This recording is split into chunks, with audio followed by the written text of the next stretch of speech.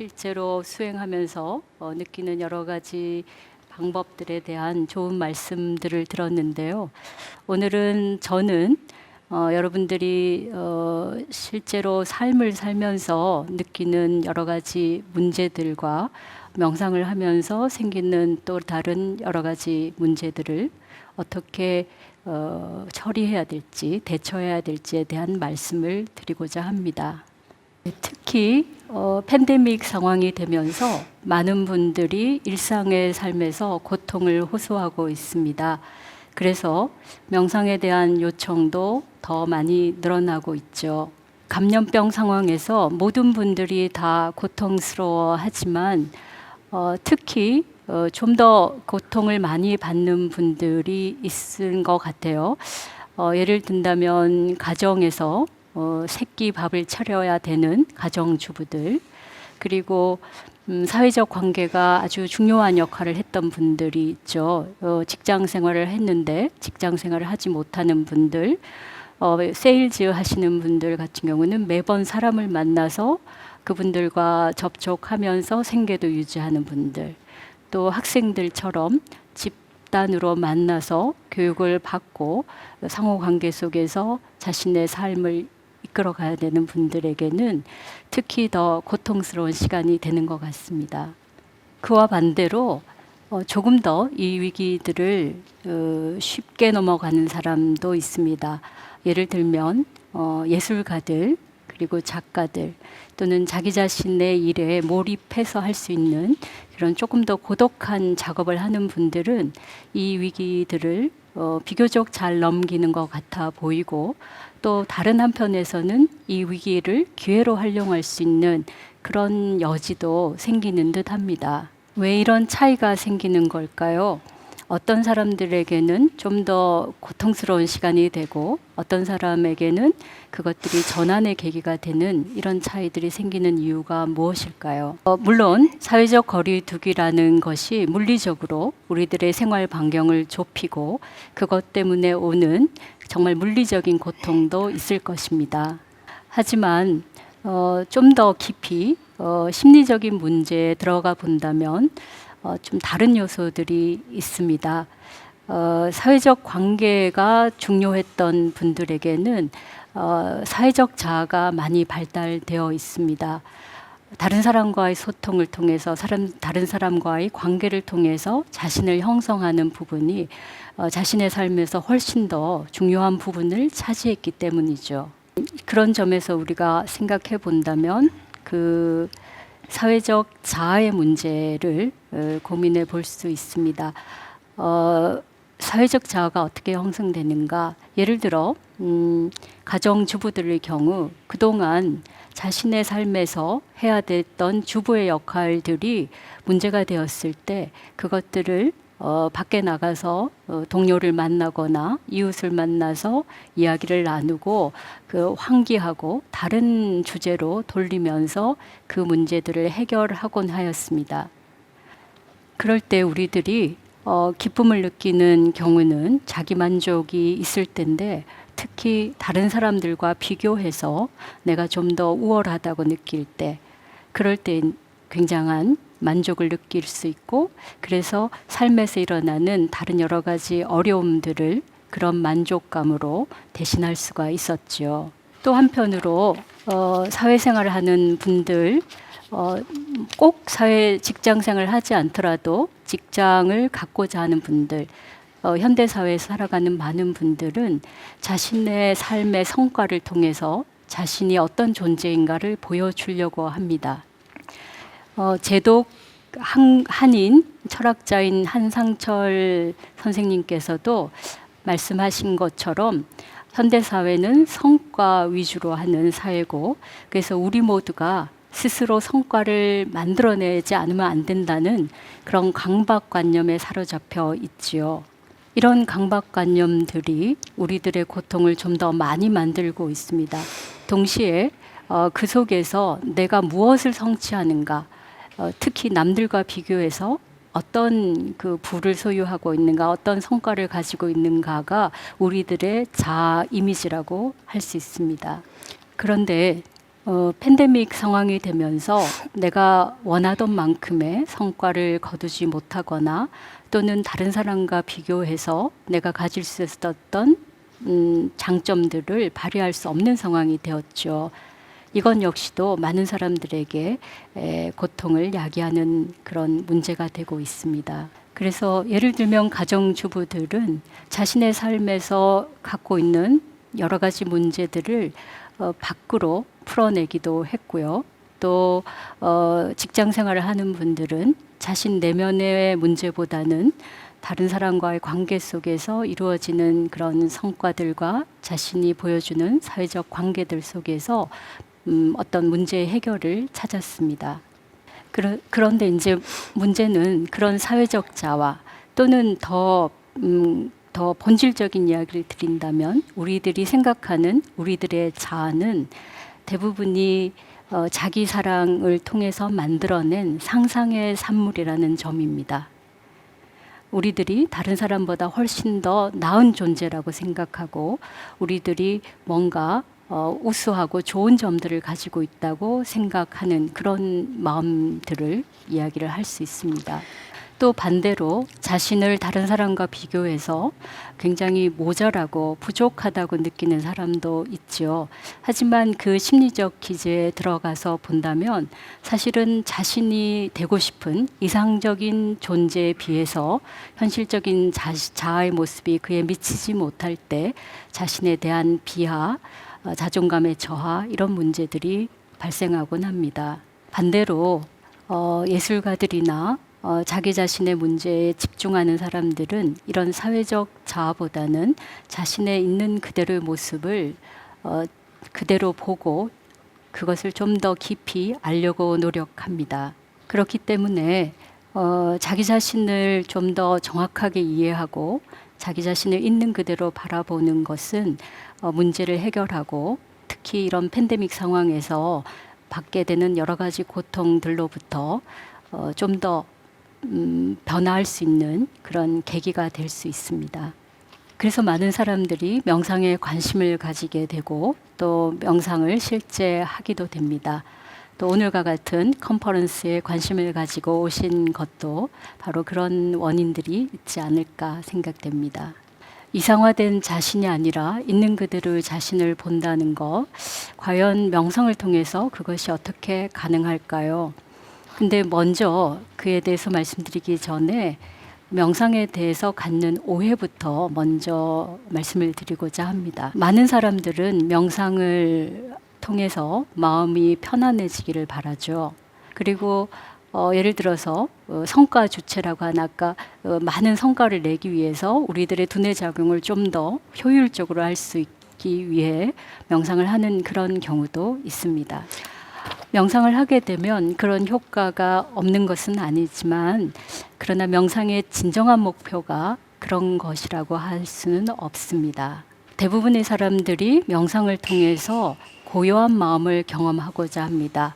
특히 선정의 깊은 몰입 체험은 그 어떤 것보다도 바꿀 수 없는 그런 즐거움의 경험이고 그래서 그 경험을 다시 한번 반복하기 위해서 우리는 명상을 하는 경우가 많습니다. 물론 그것 자체가 명상의 효과가 아니라는 것은 아니지만 하지만 명상은 제가 단적으로 말씀드린다면 자신이 지금까지 살아온 방식과는 다른 방식으로 사는 법을 배우는 것이다. 이렇게 말씀드리고 싶습니다.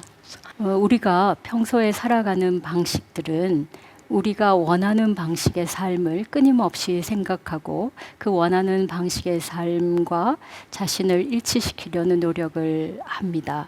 하지만 명상은 바로 그런 것들을 변화시키는 겁니다. 우리들이 끊임없이 이상화시키고 또 그렇게 욕망하는 대상에 다가가고자 하는 그런 식의 삶의 방식을 바꾸는 것입니다.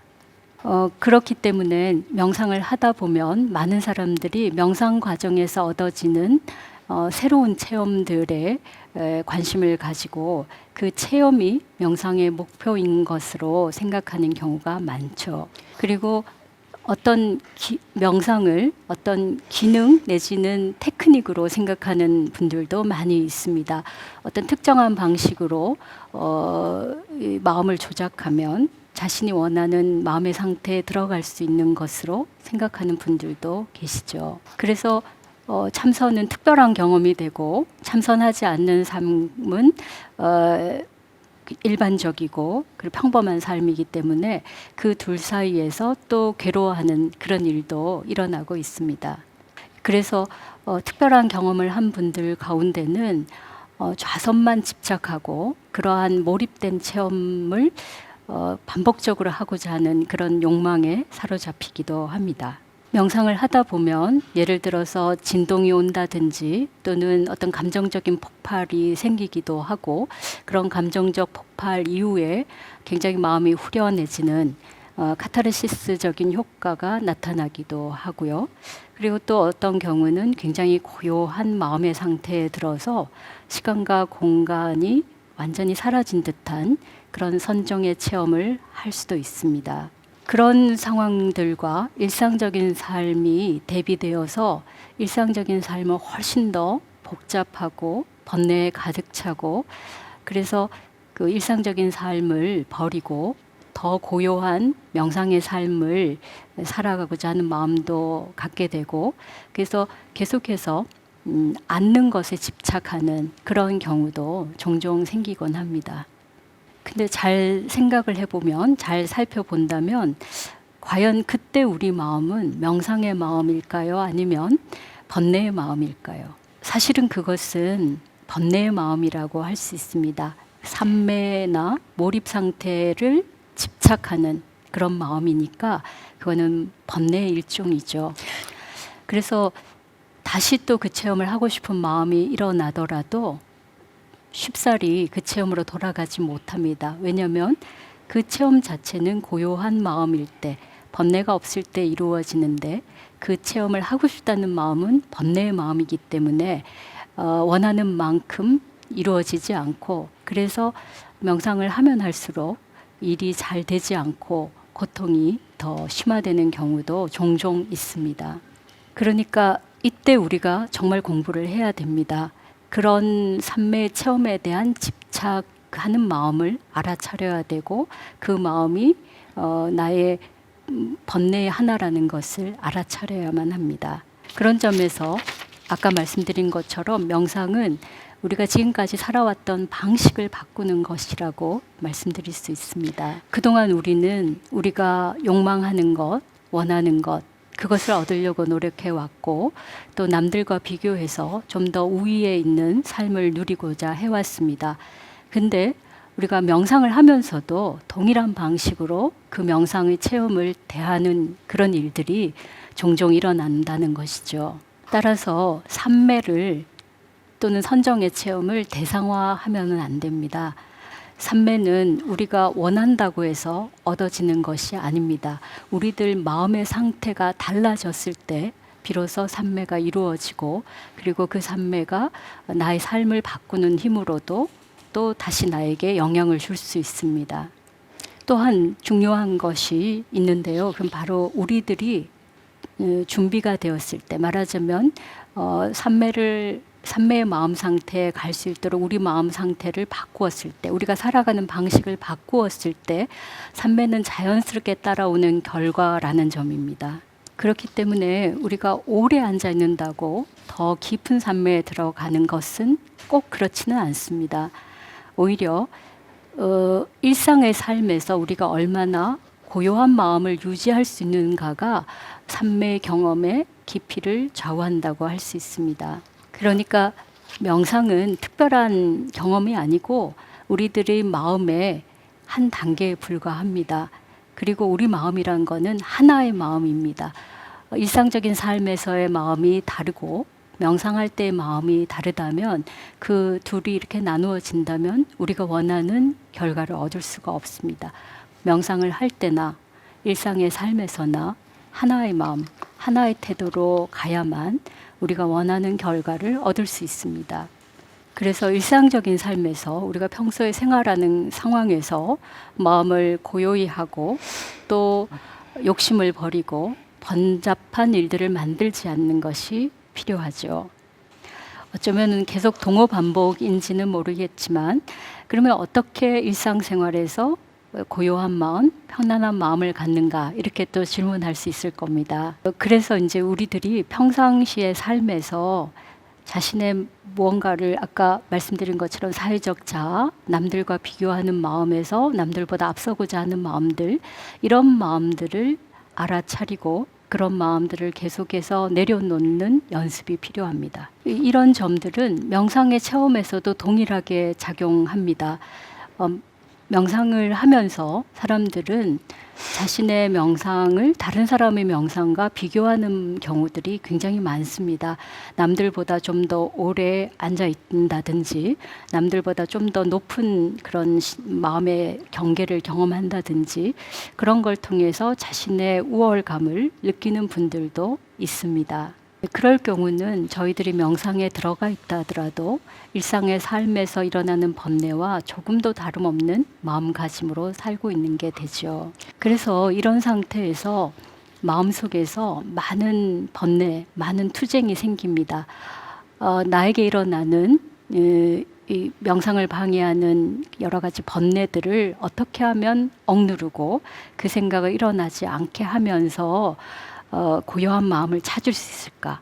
자꾸 고요한 마음을 찾는 마음으로 그렇지 않은 마음을 억누르고, 그래서 마음속에서 투쟁이 일어나게 됩니다. 그래서 우리가 선정에 제대로 들기 위해서는 이런 논쟁하는 마음이라든지 자신을 통제하려는 마음들을 버려야만 합니다. 그리고 마음을 고요한 것과 고요하지 않은 것으로 이렇게 나누고, 고요한 마음을 가지고 나머지 마음을 버리려고 하는 그런 어떤 대립적인 생각들 자체를 놓아내야 됩니다. 바로 명상은 이런 마음을 훈련하는 겁니다. 끊임없이 올라오는 자기중심적이고 다른 사람과 비교하는 마음들, 심지어는 선정에 들어갔을 때조차도, 물론 선정 자체는 아니지만 선정에 나오면서 다른 사람과 비교하는 마음, 그런 마음들을 계속해서 자각하면서 그 마음들을 내려놓는 것이 명상의 가장 중요한 요소라고 할 수 있습니다. 이럴 때 어떻게 하냐면요, 내 마음속에 일어나는 이런 시비하는 마음을 있는 그대로 인정하는 겁니다. 나에게 이런 마음이 있구나.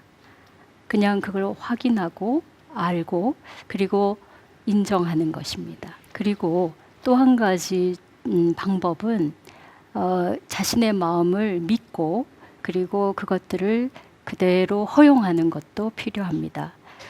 그때 자신의 마음이라고 하는 것은 우리가 말하는 번뇌의 마음이 아니라 좀 더 깊은 무언가를 믿는 것이죠. 그러니까 원한다고 얻어지는 것이 아니기 때문에 그냥 그대로 내버려 두고 내려놓고, 그리고 그 사물이 되어가는 대로 맡겨버리는 그런 그 마음의 변화가 필요합니다. 그리고 또 한 가지는 바로 그런 그 마음을 있는 그대로 허용하는 그 마음들이 사실은 자신의 자기중심적인 생각을 내려놓는 것이고, 그래서 우리가 일상적인 삶에서도 계속해서 자기중심적인 생각을 내려놓는 것이 필요합니다. 그래서 저희들이 명상에서 개발한 마음 그대로 일상의 삶에서도 그런 마음으로 살아가면 명상과 일상의 삶이 둘이 아닌 그런 삶을 살 수 있습니다. 다시 말해서 우리가 변화하고 활동해야 되는 일상의 삶에서도 마음이 요동치지 않고 편안하게 살아갈 수 있습니다.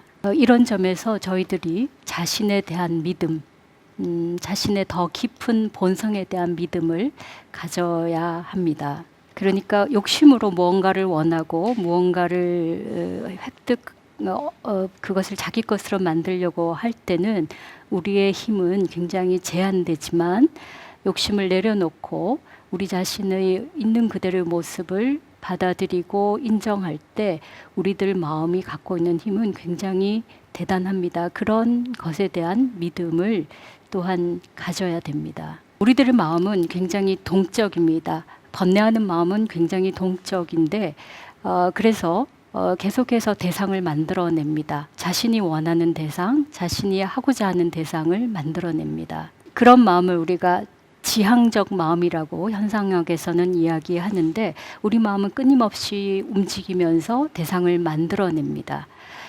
그런 대상들을 갖고 있을 때 우리는 이제 번뇌하는 마음의 상태에 있게 되는데, 하지만 마음 자체의 힘에 집중할 경우에 우리들은 대상을 만들어낼 수도 있고 만들어내지 않을 수도 있다는 것을 자각할 수 있습니다.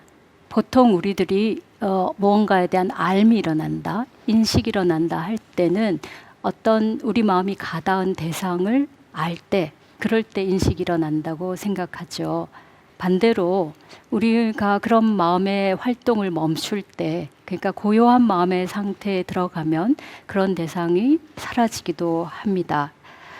많은 사람들이 선정 체험에서 경험하는 것은 바로 그런 대상이 사라진 경계입니다.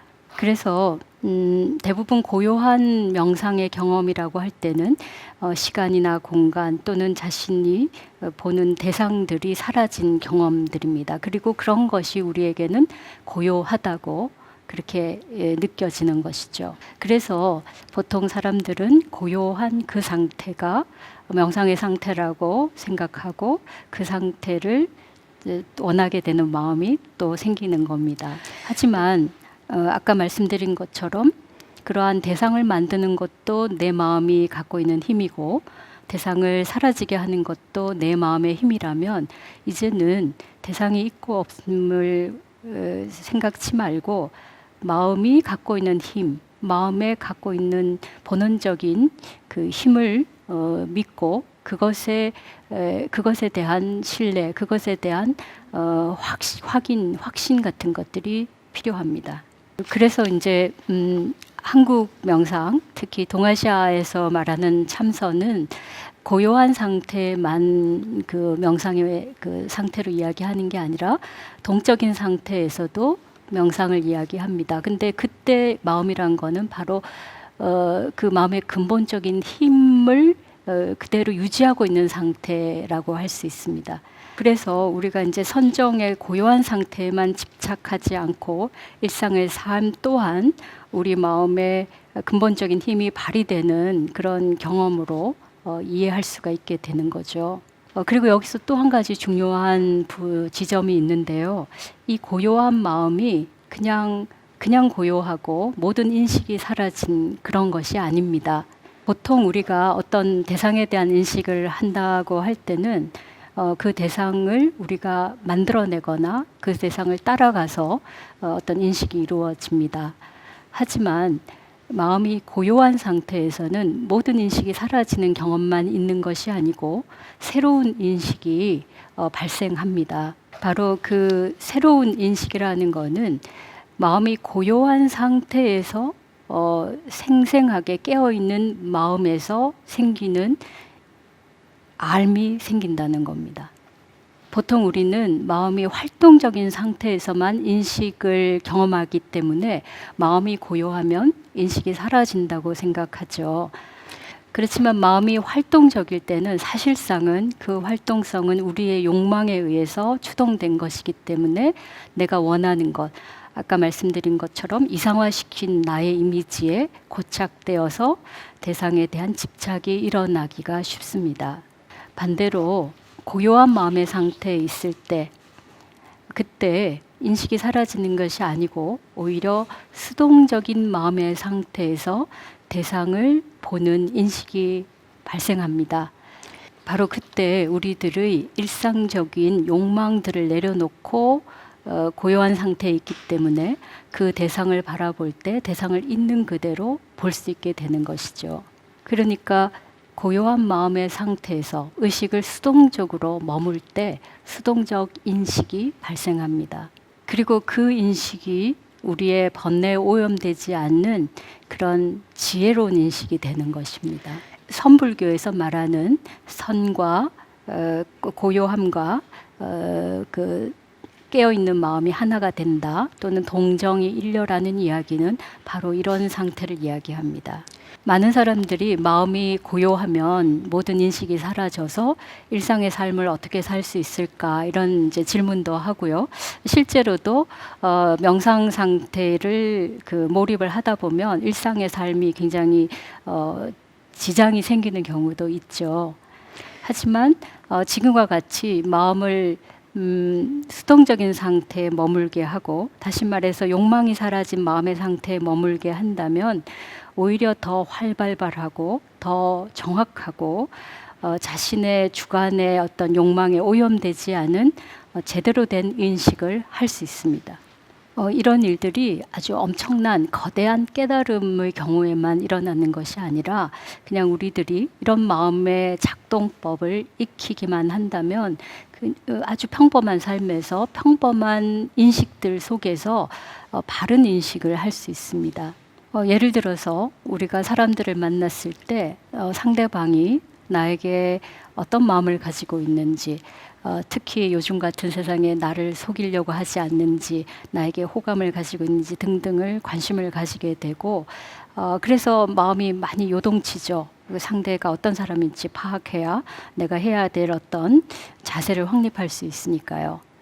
그런데 반대로 우리가 그런 생각들을 멈추고 순수하게 수동적인 상태에서 그 사람과 교류를 한다면은 오히려 그가 갖고 있는 의도나 그와의 관계에서 내가 해야 될 바들이 훨씬 더 정확하게 이해되고 또 정확한 방식으로 의도하지 않고도 거기에 맞는 방식으로 활동을 할 수 있습니다.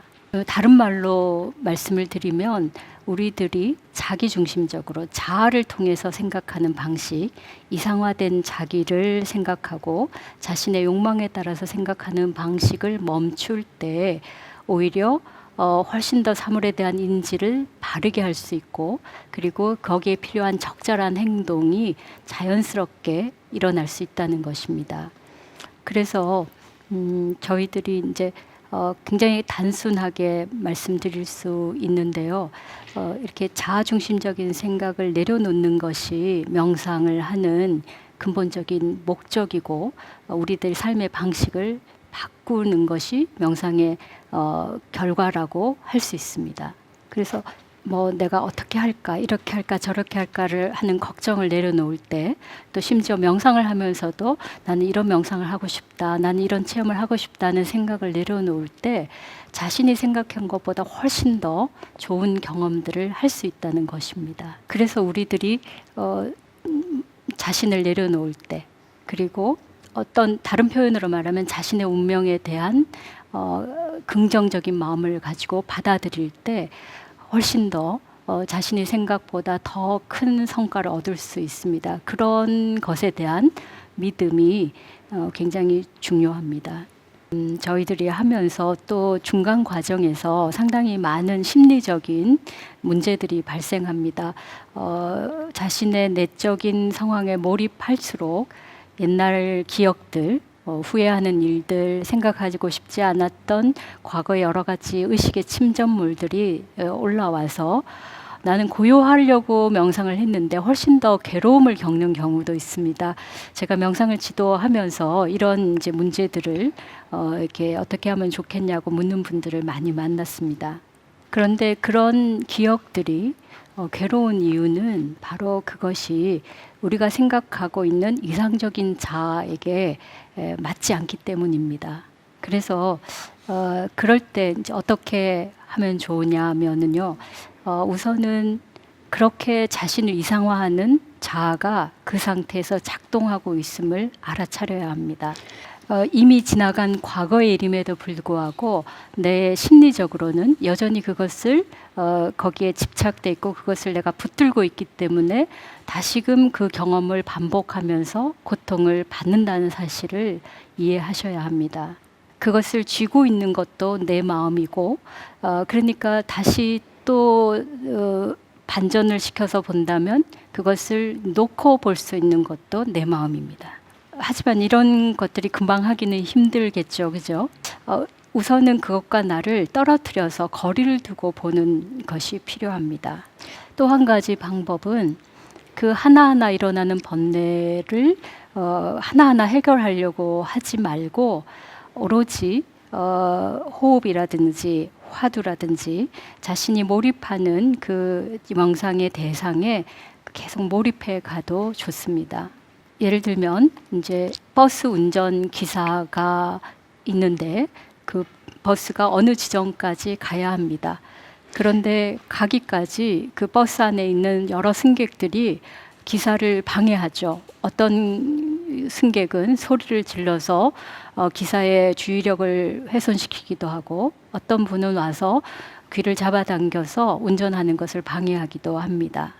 그럴 때 버스 드라이버가 운전기사가 할 수 있는 방법은 그 승객 한 사람 한 사람을 안정시킨 뒤에 다시 몰입해서 가는 방법도 있겠죠. 그런데 한 사람을 고요하게 한 뒤에는 또 다른 사람이 와서 방해합니다. 계속해서 그런 일이 일어납니다. 그럼 어떻게 해야 될까요? 이럴 때 우리가 할 수 있는 방법은 그것들을 다 무시하는 겁니다. 그들이 나를 괴롭히건 뭐 방해를 하건 관계없이 나는 목적지만 향해서 오로지 운전에만 집중하는 것입니다. 그러니까 우리들이 명상을 하다가 여러 가지 과거의 기억들이 올라오고 여러 가지 후회하는 마음이 일어나고 하더라도 그런 마음이 안 일어나게 하려고 노력하고 그것들을 해결하려고 하기보다는 일어나든 말든 관계없이 그건 그대로 놔두고 그냥 계속해서 호흡이나 화두에 몰입하는 것입니다. 그래서 버스가 목적지에 도달하게 되면 승객들은 다 내리게 되고 버스는 고요해집니다. 사실은 이런 일들이 가능한 이유는 바로 우리들의 마음의 대상들이라는 것이 다 공하기 때문입니다. 그래서 선정 가운데 그런 일들로 설사 마음이 좀 괴롭더라도 그것에 너무 걱정하거나 이것을 어떻게 처리해야 될까를 고민하지 마시고 계속해서 화두나 호흡에 몰입하시면 되겠습니다. 저희들이 이렇게 명상을 하면서 우리들의 마음의 힘이 어떤 정도로 강력한지를 경험할 수 있습니다.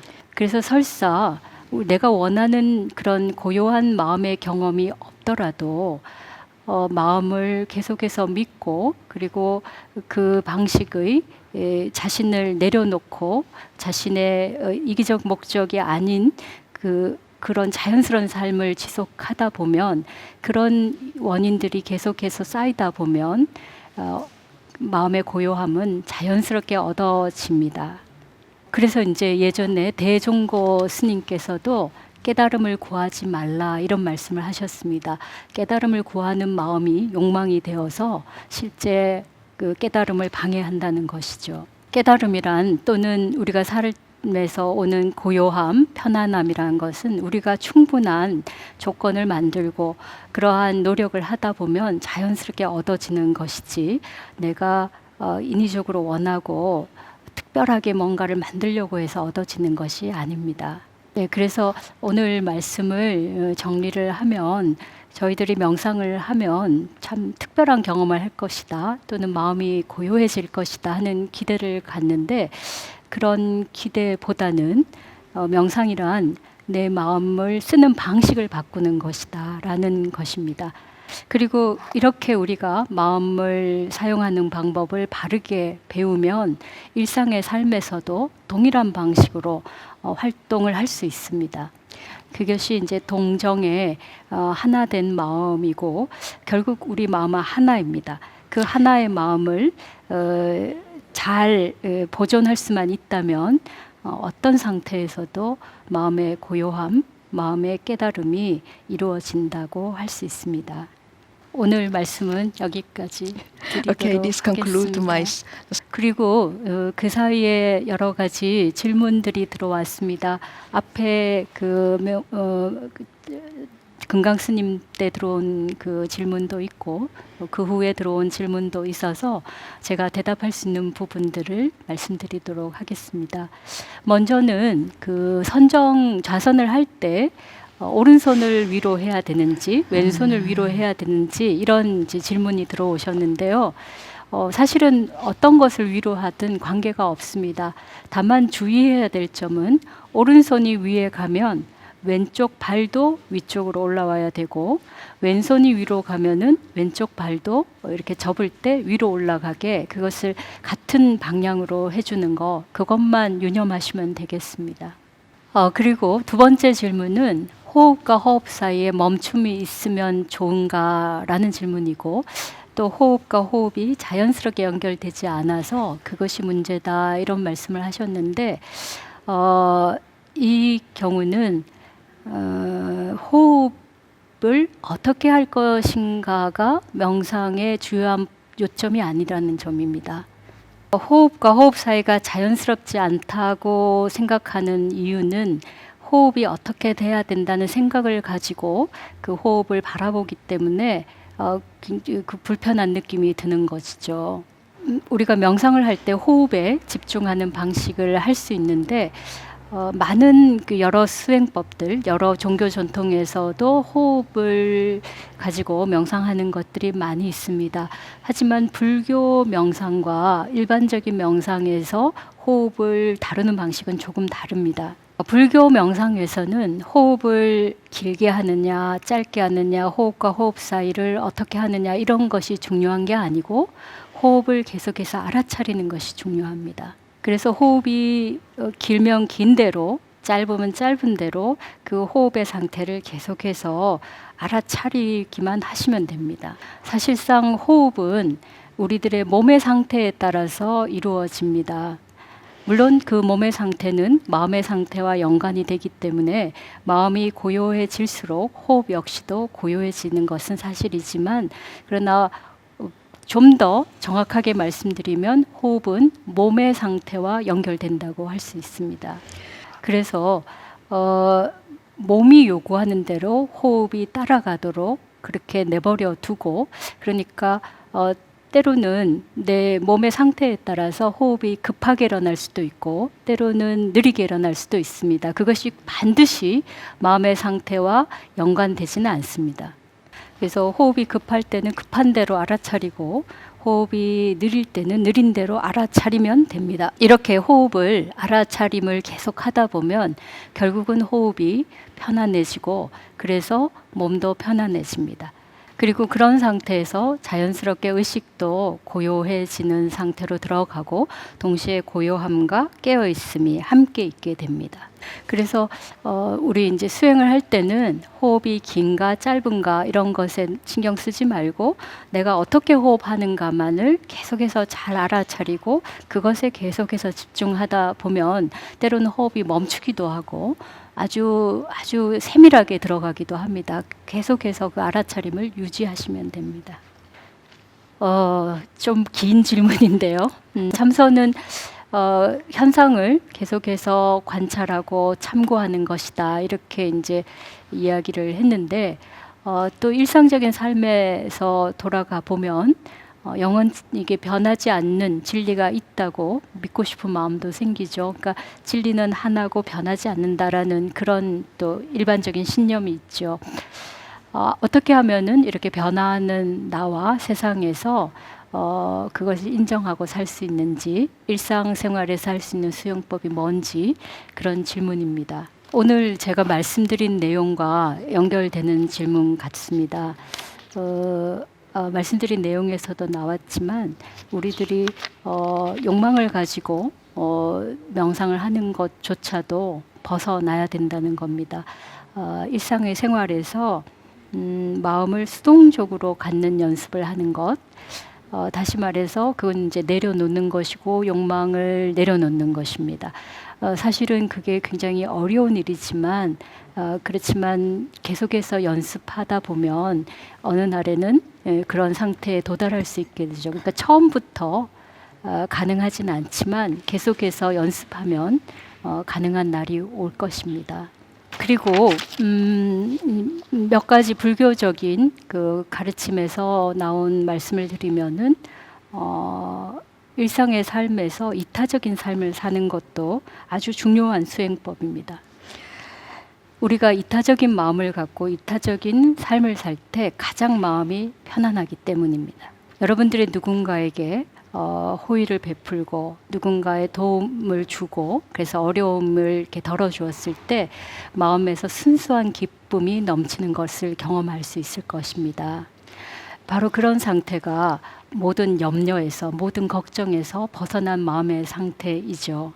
그러니까 남을 위한 삶이 가장 자신을 위한 삶이라고 할 수 있습니다. 그리고 그런 삶의 방식을 계속하면 그것들이 마음의 방식을 바꾸게 되고 다시 또 그것이 우리들의 명상 체험을 바꾸게 됩니다.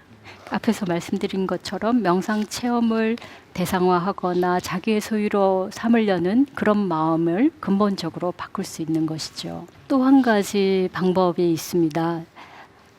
그것은 일상의 삶을 계속해 가면서 마음속에 이제 선불교에서는 화두를 계속 들고 있는 것입니다. 화두를 들지 않는 분들은 자신의 마음을 항상 알아차림의 상태에 유지할 수 있도록 하면 되고요. 예를 들면 어떤 기도를 하는 분이라면 기도의 마음을 늘 갖는 겁니다. 그래서 그냥 우리가 마음이 자꾸 이런 번뇌에 빠져들고 이런저런 대상을 보면 거기에 마음이 가고 끄달린다고 보통 표현하는 그런 상태가 되는데 그런 마음이 가더라도 다시 한번 알아차림을 유지하거나 또는 계속해서 마음의 어떤 서원이나 기도하는 마음을 계속해서 가지고 간다면 이 세상의 변화에 내가 거기에 빨려들지 않으면서 세상의 변화를 수용할 수 있게 되죠. 그리고 제가 했던 말하고도 연결되는 질문이 있는데요. 선을 하기 위해서는 자기 자신에 대한 믿음이 있어야 된다고 하셨는데 그렇게 하고자 명상을 하고 수련도 하는데 스스로가 주인 되기를 포기하게 만드는 사회적인 분위기 이런 것들도 무시 못할 것 같다는 말씀을 하셨습니다.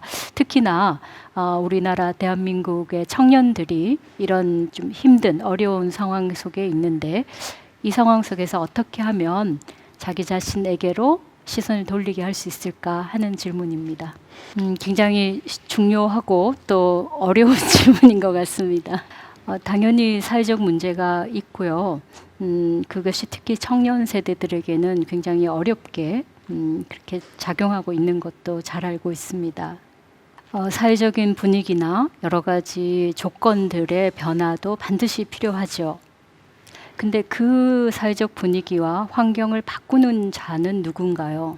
청년들은 모든 분들이 그런 건 아니지만 그런 것들을 기존 세대가 기성세대들이 뭔가 해결을 해주기를 바라는 그런 기대들을 갖고 있는 듯합니다. 중국의 선사 가운데 임재의현 스님이 계십니다.